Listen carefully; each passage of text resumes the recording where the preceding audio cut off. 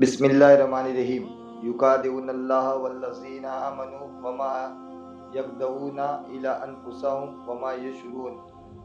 فریب دیا چاہتے ہیں اللہ اور ایمان والوں کو، اور حقیقت میں فریب نہیں دیتے مگر اپنی جانوں کو، اور انہیں شعور نہیں۔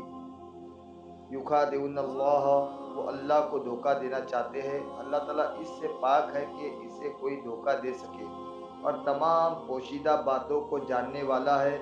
یہاں مراد یہ ہے کہ منافقوں کے طرز عمل سے یوں لگتا ہے کہ وہ خدا کو فریب دینا چاہتے ہیں، یا یہ کہ خدا کو فریب دینا ہی یہی ہے کہ وہ رسول صلی اللہ علیہ وسلم کو دھوکہ دینا چاہتے ہیں، کیونکہ حضور پر نور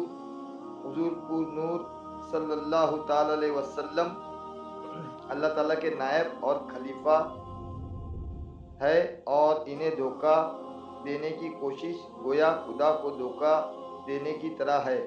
لیکن چونکہ اللہ تعالیٰ نے اپنے حبیب صلی اللہ تعالی علیہ وسلم کو منافقین کے اندرونی کفر پر مطلع فرمایا، تو یوں ان بے دینوں کا فریب نہ خدا پر چلے، نہ رسول پر، اور نہ مومنین پر، بلکہ در حقیقت وہ اپنی جانوں کو فریب دے رہے ہیں، اور یہ ایسے غافل ہے کہ انہیں اس چیز کا شعور ہی نہیں۔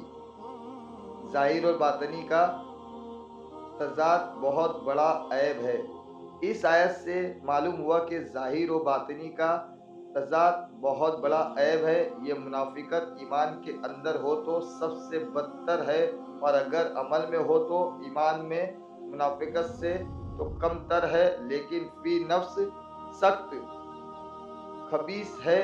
جس آدمی کے قول و فعل اور ظاہر و باطن میں تضاد ہوگا تو لوگوں کی نظر میں وہ سخت قابل نفرت ہوگا۔ ایمان میں منافقت مخصوص لوگوں میں پائی جاتی ہے، جبکہ عملی منافقت ہر سطح کے لوگوں میں پائی جا سکتی ہے۔